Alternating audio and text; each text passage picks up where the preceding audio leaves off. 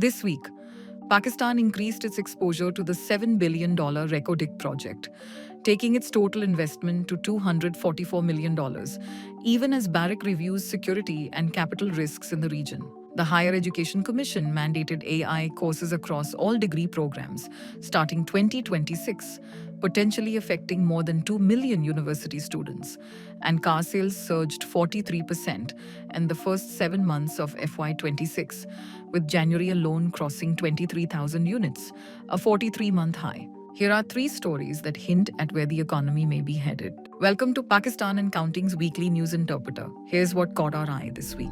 Pakistan has increased its financial exposure to the Reko-Dik copper gold project. State-owned Pakistan Petroleum Limited injected an additional $50 million, bringing its total investment in the federal government's 25% stake to about $244 million, according to PPL's latest financial report. This news comes in the wake of reports stating that Barrick Mining Corporation, which owns 50% of the project, has announced it will conduct a comprehensive review of Reko-Dik following deadly militant attacks in Balochistan. Reuters and Arab News reported that the review includes security arrangements, capital budgets, and development timelines. Meanwhile, Pakistani officials have publicly reassured investors that the state has the capacity to secure the project. This is an important step by the government, showing investment and commitment towards the Reko-Dik project by increasing their own equity and allowing foreign investors to reduce their risk. If you look at the bigger picture, this is a long-term export story.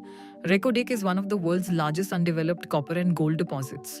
Once operational, it could generate billions in export revenues over decades, potentially improving the country's current account structurally. Copper demand globally is rising due to electric vehicles, renewable energy infrastructure, and grid expansion. In that sense, Reko-Dik isn't just a mining project, it's a strategic commodity play. This is also a foreign investment credibility test. After the multi-billion-dollar arbitration settlement years ago, Pakistan repositioned Reko-Dik as a flagship FDI project. Now, Barrick's review signals that security risk directly affects capital deployment, insurance costs, and development timelines. If the project slows, it delays future export inflows. If it proceeds smoothly, it could anchor confidence in the country's resource sector. Now, this is also a risk-sharing story. The state is increasing its financial commitment even as the foreign operator reassesses exposure. That means the capital is effectively doubling down on a high-stakes asset, absorbing near-term risk in pursuit of long-term export upside. देखिए Balochistan concern तो ज़रूर है, ऐसा नहीं है कि नहीं है, और बैरिक गोल्ड की बहुत बड़ी इन्वेस्टमेंट है और उसमें हमारे और इंटरनेशनल पार्टनर्स हैं.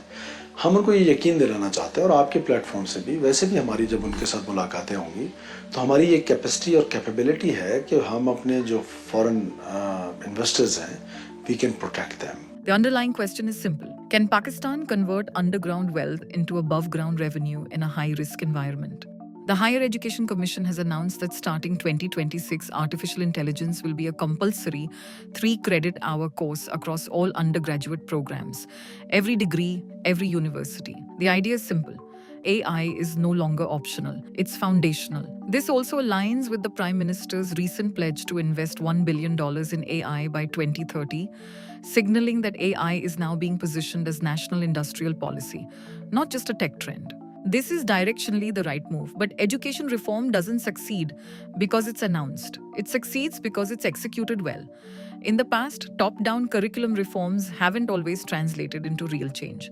This will work only if universities have the autonomy to implement it properly. And that's where the real questions begin. So first, what exactly will they be teaching? Is this going to be how to use ChatGPT? Or will students learn data literacy, algorithmic bias, model limitations, automation economics, and AI ethics and governance? Because AI literacy is not prompt writing, it's understanding how automated systems shape markets, decisions, and power structures. The next question is this discipline-specific or one-size-fits-all? Because AI for business students should focus on productivity, analytics, automation. For social sciences, the emphasis should be on policy, governance, and on misinformation.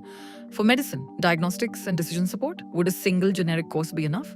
And also, who will teach it? Do we have enough trained faculty? Are we investing in faculty upskilling?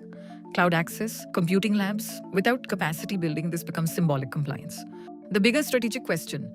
Right now, the country largely consumes global AI tools. If done properly, this mandate could gradually expand the domestic talent base, moving us closer to building, not just using. And that matters. Because in today's economy, data and AI capability determine productivity, export competitiveness, and even national security positioning.